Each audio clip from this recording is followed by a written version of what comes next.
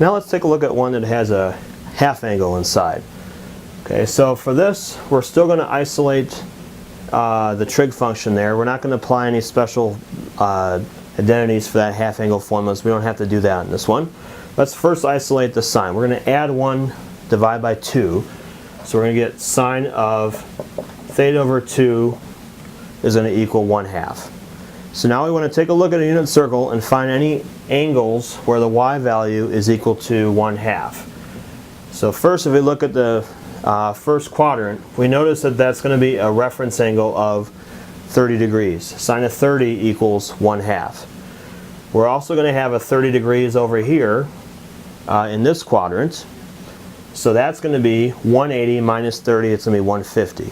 So here's my two angles. I have 30 degrees, and don't forget to put the 360K there, and 150 degrees plus 360K. So you might be wondering, why am I using degrees when the original problem actually has that in radians? Well, I'm going to show you two different ways that you could do it. The first way I did it earlier, I did it with radians all the way through, and that makes it a little bit harder when you're doing the math on that one. We're instead going to stick to do the whole problem in degrees, and then we can just convert our final answers over into radians. That's going to make it a lot easier. So that's what I'm going to do for this one. So I have 30 and 150, and I have the 360Ks for each. Now I'm going to have it set equal to whatever you have inside the parentheses. So I have theta over 2 equals that for each one. Okay, so theta over 2 for each. I want to solve for theta, and that's going to, this time, I need to multiply both sides of the equation by 2 to clear the fraction out. So I'm going to multiply the left-hand side by 2, and everything in here I'm going to multiply by 2. So I get theta equals 60 degrees plus 720K.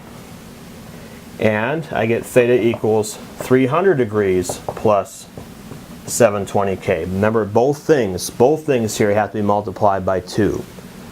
So now this is going to be considered the general solution. So if it asks for general solutions, you can go ahead and put those down.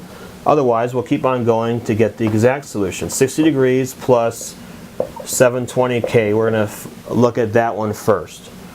We'll start with, we always start K out at 0 here. So K equals 0. We're going to get 60 degrees plus 720 times 0. So you're going to get, for that one, 60 degrees for your answer. So now we're going to try K is equal to 1, and we get 60 degrees plus 720 times 1. Well, now all of a sudden we're too big, because now 60 plus 720, that's more than this, because this only goes up to 360. So we don't even have to even show that one. We can cross that out or just erase it. We know that that's not going to be one of our solutions. So actually 60 degrees is the only one that we're going to get from the first equation.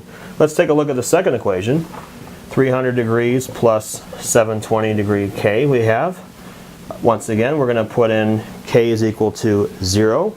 So we get 300 degrees plus 720 times 0. That means that you're going to get 300 degrees for the answer. So 60 degrees and 300 degrees, this particular one, we only have two answers. Now same thing again, if I put K is equal to 1 in here, then I have 300 plus 720, that's too big. So these are going to be my two answers in degrees. Now the last thing I want to do is I want to convert those back over into radians to get my answer. So you can just multiply both of these by the pi over 3 for each, and that's going to give you the pi over 180 rather, and that's going to give you the values for each. So if I multiply this by pi over 180, this is equal to pi over 3 for that one. And if I multiply this other one by pi over 180, I'm going to get the angle down there in that quadrant would be 5 pi over 3, and that would be the radian measurement for 300. So your answers for this, from 0 and 2 pi, would be pi over 3 and 5 pi over 3.